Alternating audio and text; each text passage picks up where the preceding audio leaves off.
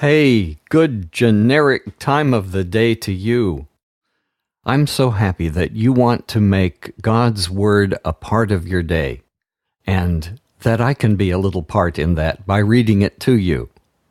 Today is day number 103, in which we read Deuteronomy 21 and 22, Psalm 60, and Acts 14. Turning to Deuteronomy 21. Yesterday we heard an example of why cities of refuge were needed, and we heard interesting rules concerning war. It is good to remember that our almighty, all-powerful, sovereign Creator God had already determined that the people groups in the land were utterly evil and should be destroyed. Deuteronomy 21.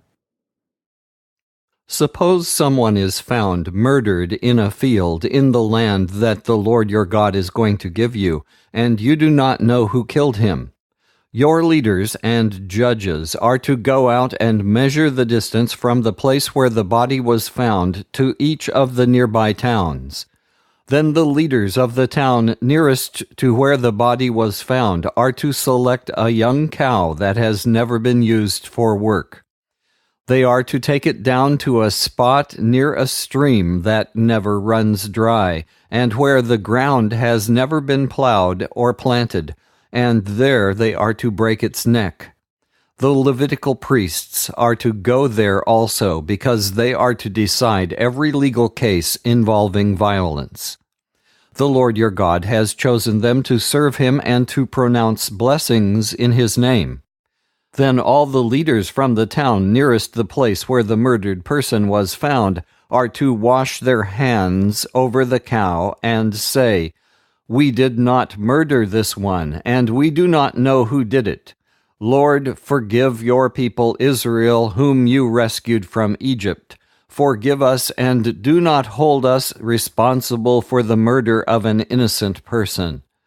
And so, by doing what the Lord requires, you will not be held responsible for the murder.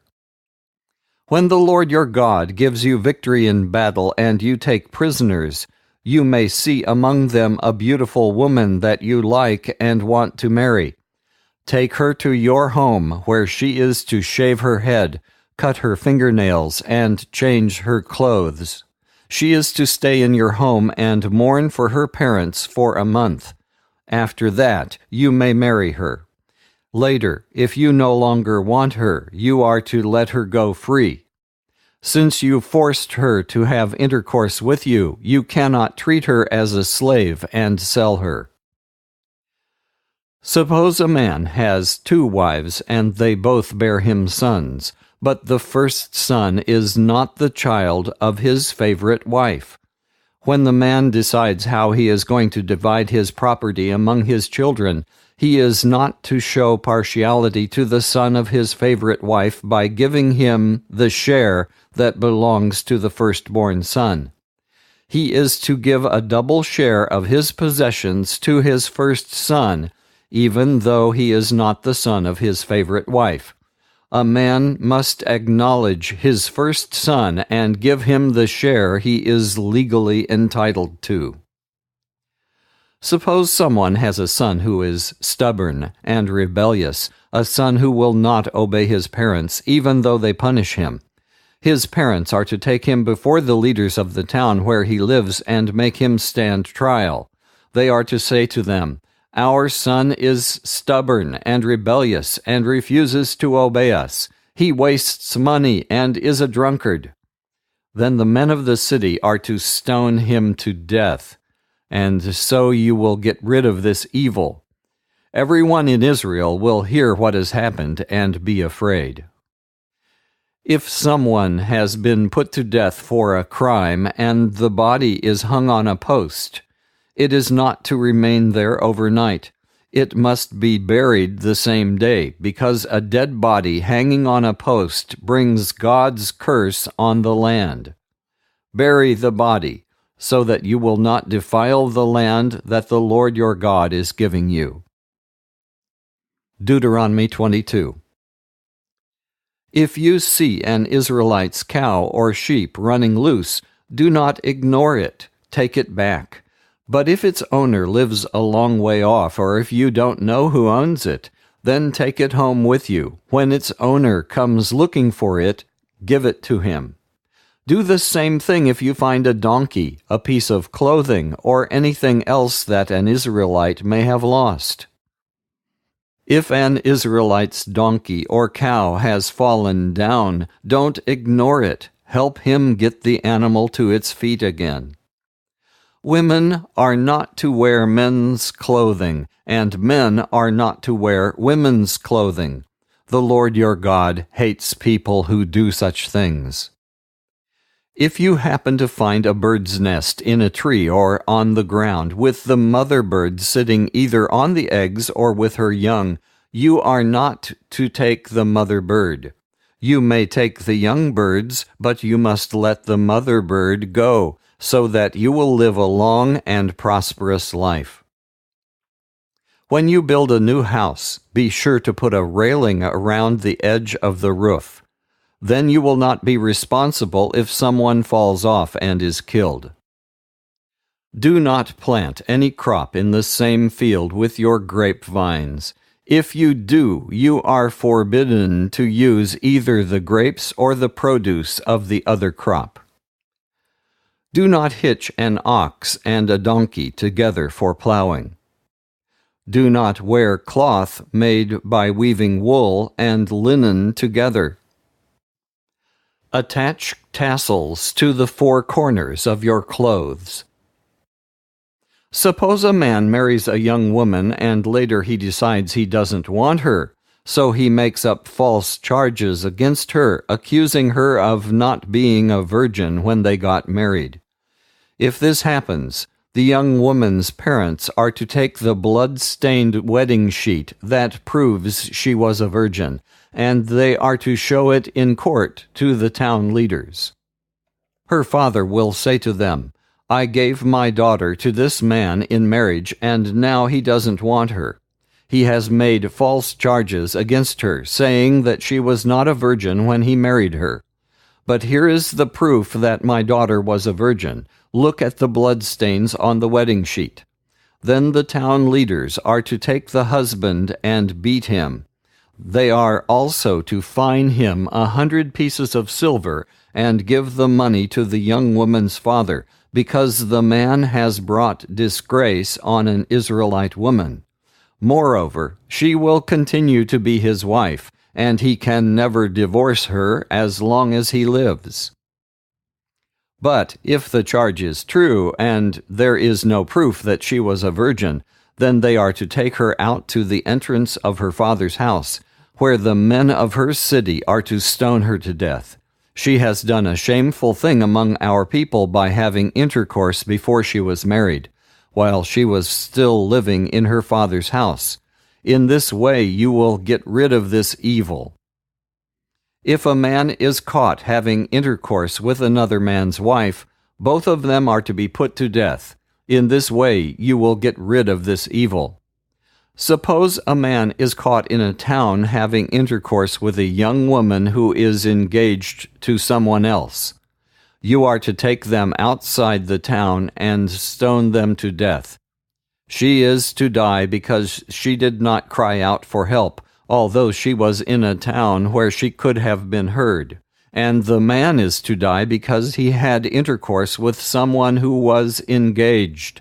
In this way you will get rid of this evil. Suppose a man out in the countryside rapes a young woman who is engaged to someone else. Then only the man is to be put to death. Nothing is to be done to the woman, because she has not committed a sin worthy of death. This case is the same as when one man attacks another man and murders him. The man raped the engaged woman in the countryside, and although she cried for help, there was no one to help her. Suppose a man is caught raping a young woman who is not engaged. He is to pay her father the bride price of 50 pieces of silver, and she is to become his wife, because he forced her to have intercourse with him. He can never divorce her as long as he lives. No man is to disgrace his father by having intercourse with any of his father's wives. And now let's turn to Psalm 60. This poem is again based on David's experiences. I think that this psalm must show how David prayed before the victories mentioned in the rabbinical title. The Hebrew title is a psalm by David for teaching when he fought against the Arameans from Naharaim and from Zobah, and Joab turned back and killed 12,000 Edomites in the Salt Valley. Psalm 60. You have rejected us, O God, and defeated us. You have been angry with us, but now please turn back to us. You have made the land tremble, and you have cut it open. Now heal its wounds, because it is falling apart. You have made your people suffer greatly. We stagger around as though we were drunk. You have warned those who have reverence for you so that they might escape destruction. Save us by your might. Answer our prayer so that the people you love may be rescued. From your sanctuary, you, O God, have said, in triumph I will divide Shechem and distribute Sukkoth Valley to my people. Gilead is mine, and Manasseh too. Ephraim is my helmet, and Judah my royal scepter. But I will use Moab as my washbowl, and I will throw my sandals on Edom as a sign that I own it. Did the Philistines think they would shout in triumph over me? Who, O God, will take me into the fortified city? Who will lead me to Edom? Have you really rejected us? Aren't you going to march out with our armies? Help us against the enemy. Human help is worthless. But with you, O God, on our side, we will win. You will defeat our enemies. Let's turn to Acts 14. In chapter 13, we completed the story of Paul and Barnabas' short but successful ministry in Pisidian Antioch. They were too successful, and so were run out of town. This is just the first time that will happen. Acts 14. The same thing happened in Iconium. Paul and Barnabas went to the synagogue and spoke in such a way that a great number of Jews and Gentiles became believers. But the Jews who would not believe stirred up the Gentiles and turned them against the believers. The apostles stayed there for a long time, speaking boldly about the Lord, who proved that their message about His grace was true by giving them the power to perform miracles and wonders. The people of the city were divided. Some were for the Jews, others for the apostles.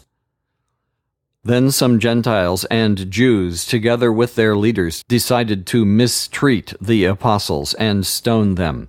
When the apostles learned about it, they fled to the cities of Lystra and Derbe in Lycaonia and to the surrounding territory. There they preached the good news. In Lystra there was a crippled man who had been lame from birth and had never been able to walk. He sat there and listened to Paul's words.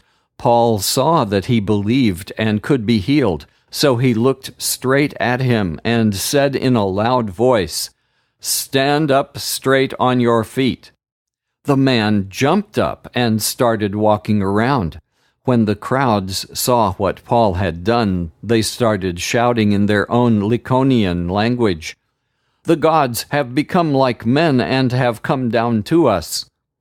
They gave Barnabas the name Zeus, and Paul the name Hermes, because he was the chief speaker.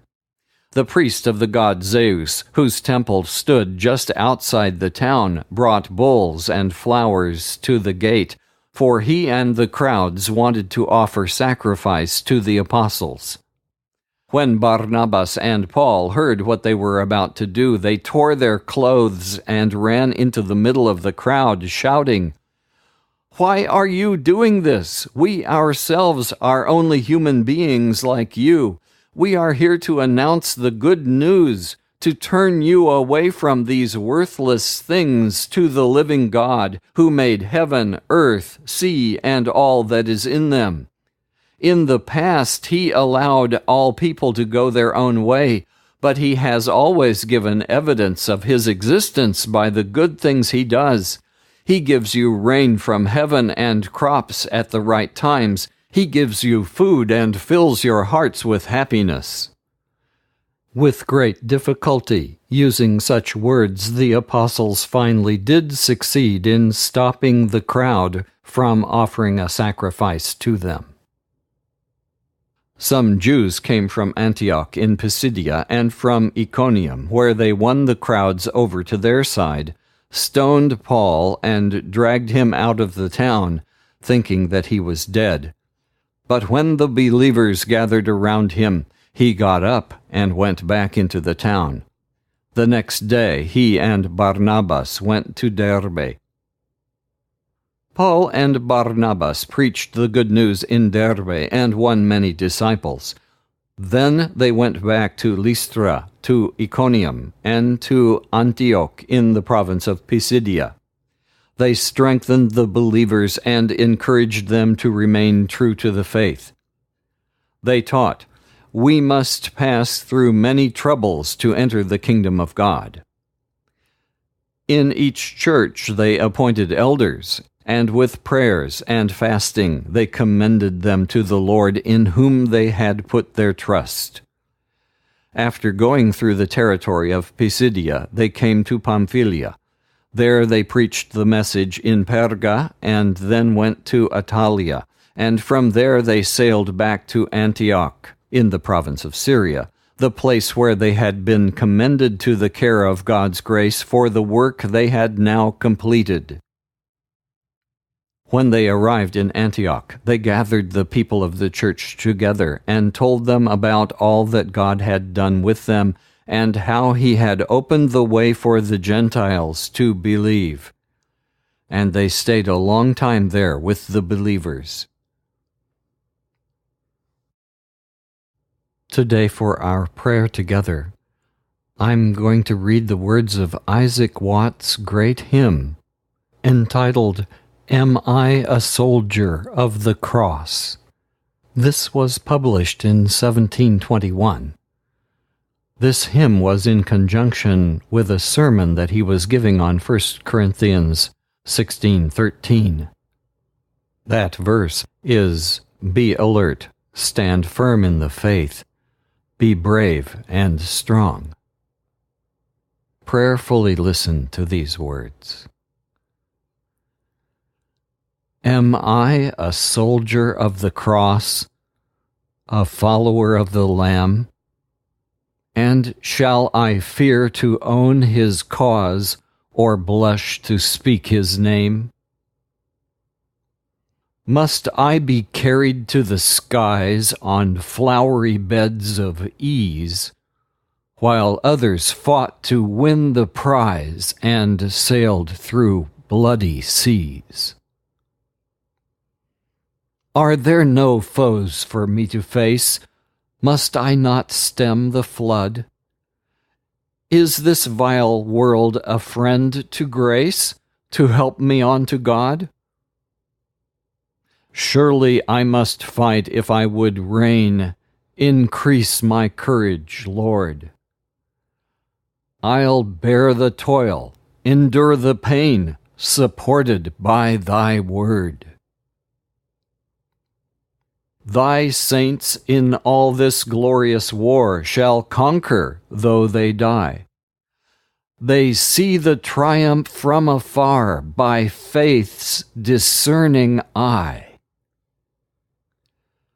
When that illustrious day shall rise, and all thy armies shine in robes of victory through the skies, the glory shall be thine.